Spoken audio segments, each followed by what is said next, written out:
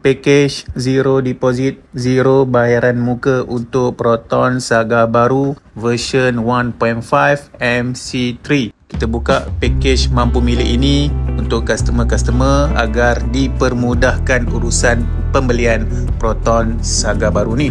Sebab kita faham tak semua customer mampu untuk bayar 10% down payment, lebih kurang RM4,000 ke RM5,000. Jadi kita pemudahkan urusan package kosong deposit, kosong bayaran muka, customer tak perlu bayar apa-apa down payment pun, loan approve, sign, ambil kereta. Itu untung dia untuk package mampu milik Proton Saga MC3 ni.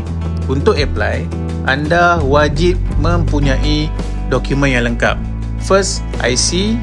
Yang kedua, lesen memandu, lesen kereta. Lesen motor tak boleh. Yang ketiga, slip gaji.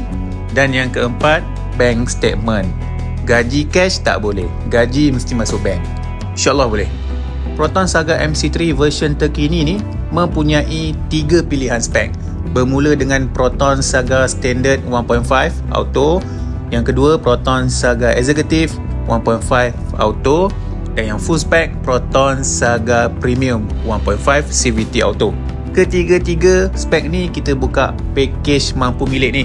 Zero deposit, zero bayaran muka. Anda ambil kereta anda hari ni, tak perlu bayar apa-apa deposit ataupun down payment. Bayaran bulanan, bulan-bulan berikutnya baru start bayar. Itu bestnya untuk package kereta Proton Saga MC3 mampu milik ni.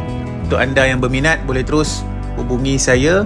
Si attach ini business card saya, boleh screenshot, boleh terus PM saya ataupun WhatsApp saya ataupun boleh call. Terus bertindak pantas, Proton Saga MC3 bakal menjadi milik anda. Assalamualaikum. Saga, jom beli Proton Saga. Boleh bawa mak ayah atau nenek sepupu kakak. Saga, jom beli Proton Saga. Parking senang, hati pun rasa lega.